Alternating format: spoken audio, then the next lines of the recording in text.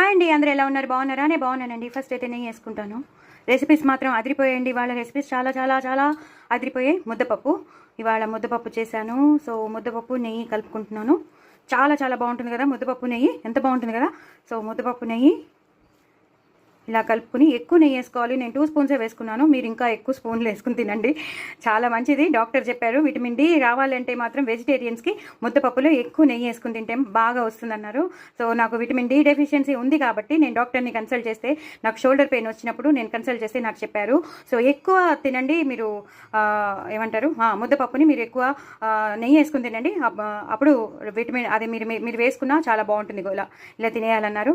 అలాగే ఇదేంటంటే టమాటో ఊరగాయ చేశాను ఇవాళ. చాలా బాగా వచ్చింది. టమాటో ఊరగాయ అదిరిపోయిందండి. ఎంత బాగుందంటే చాలా చాలా చాలా టేస్టీగా వచ్చింది. ఇలా డార్క్గా కలుపుకోవాలి, అప్పుడే బాగుంటుంది. ఎంత బాగుంటుందంటే చాలా చాలా డార్క్గా కలుపుకోవాలండి. ఇంకా దీనికి నెయ్యి వేసుకోకపోయినా పర్వాలేదు, అంత స్పైసీగా తినాలని. ఎప్పుడైనా మన మూడ్ ఆఫ్లో ఉన్నప్పుడు, మనకి ఫెటిక్గా అనిపించినప్పుడు, నీరసంగా అనిపించినప్పుడు, మనకి తినాలని ఏదో వేరేగా ఏదో కారకారంగా తినాలని అనిపించినప్పుడు మీరు ఇలా తప్పకుండా చేసేసుకుని తినేసేయండి. చాలా చాలా బాగుంటుంది. చూసారు కదా ఎంత డార్క్గా ఉందో. దీని రెసిపీ నేను పంపిస్తున్నాను. టమాటో ఊరగాయ రెసిపీ నేను మీకు షేర్ చేస్తున్నాను.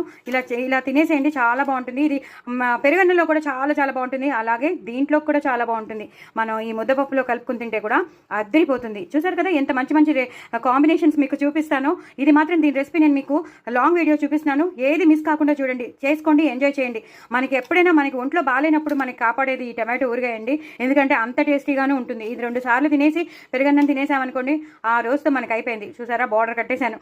ఇది ఎందుకు ఇలా వేసానంటారా, ఇప్పుడిప్పుడే సాంబార్ని దింపాను, వేడివేడిగా ఉంది. సో అస్సలు నేను ఇంకా పట్టుకోలేకపోతానమాట. సో ములక్కాడ సాంబార్ అదిరిపోయింది. దీని రెసిపీ కూడా నేను 3 మినిట్స్లో పంపించేశాను. చాలా చాలా టేస్టీగా వచ్చింది. ఓన్లీ ఉల్లిపాయలు టమాటోలు వేస్ట్ చేశాను, అదిరిపోయింది. ఎక్కువ ఇంగు పోపు వేసుకుని, సాంబార్ పొడి వేసుకుని చాలా చాలా బాగా వచ్చిందండి. ఇది ఇంకా ఇందులో వేసుకుంటాను. ఇలా పెద్దగా తరుక్కున్నాను, ములక్కాడిని పెద్దగా వేసాను అనమాట. చాలా చాలా బాగా వచ్చింది. చాలా అంటే చాలా బాగా వచ్చింది. సో అన్ని రెసిపీస్ చాలా టేస్టీగా ఉంటాయి. సో డూ ట్రై ఇట్ అండి. ఇది మాత్రం మీకు తెలుసున్నదే ముద్దపప్పు.